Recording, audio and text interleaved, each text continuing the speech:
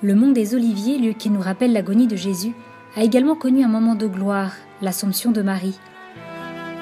La tradition rappelle comment la Vierge Marie, choisie pour être la mère de Jésus, n'a pas connu la corruption de son corps, étant sans péché, et a été enlevée au ciel. Le dogme de l'Assomption de Marie a été proclamé par le pape Pie XII en 1950, même s'il faisait partie de la croyance chrétienne depuis les premiers siècles. Selon la tradition, le tombeau de la Vierge est l'endroit où elle fut emportée par les anges avant de monter au ciel.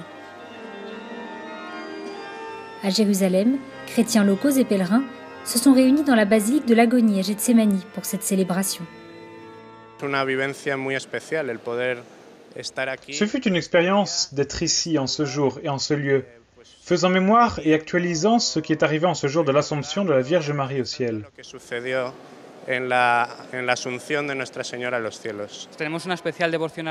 J'ai une dévotion particulière à la Vierge Marie, et l'occasion d'être ici et de célébrer cette fête en ce lieu saint est toujours un moment de joie.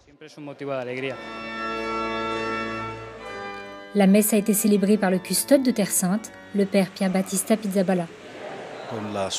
Lors de l'Assomption, nous voyons en Marie le modèle de ce que l'Église tout entière, de ce que le monde tout entier sera un jour, être entièrement unifié dans une communion totale avec le Christ. Cette fête nous rappelle que nous devons toujours avoir le regard tourné vers le ciel, vers ce vers quoi nous devons aller, en étant toujours amoureux et enracinés à cette terre, parce que tout ce que nous sommes, même notre corps, appartient au Christ.